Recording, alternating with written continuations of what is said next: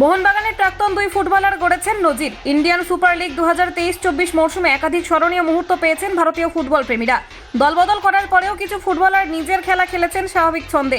মোহনবাগানে খেলে যাওয়া দুই ফুটবলার গতবারের আইএসএল-এ গড়েছেন নজির। এফসি গোয়ার বহু আক্রমণ শুরু করার ক্ষেত্রে কার্ল ম্যাকহিউ গুরুত্বপূর্ণ ভূমিকা পালন করেছিলেন। বল নিজেদের দখলে রেখে খেলার সময় ম্যাকহিউ দলের জন্য অপরিহার্য সদস্য হিসেবে প্রমাণিত করেছিলেন নিজেকে।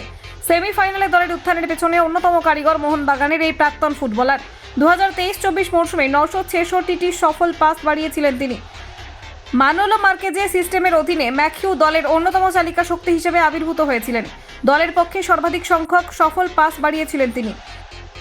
ওড়িশা এফসির ফুটবলার হিসেবে পুইতেয়া নজর কেড়েছেন এই মরশুমে। সের্জিও লোবেরার পাসিং ফুটবলের সঙ্গে 916টি সফল পাস বাড়িয়েছিলেন পুইতেয়া। কলকাতা 24/7.in। ভারতীয় এই মিডফিল্ডার মাঝমাঠে সতীর্থ আহমেদ জাহুহর সাথে একটি গুরুত্বপূর্ণ জুটি গড়ে তুলেছিলেন। ওড়িশা এফসির আক্রমণ ভাগে ধারাবাহিকভাবে খেলেছেন ও পাস বাড়িয়েছেন এই ফুটবলার। 23-24 মরশুমে 916টি সফল পাস বাড়িয়েছিলেন পুইতেয়া। কলকাতা 24/7.in।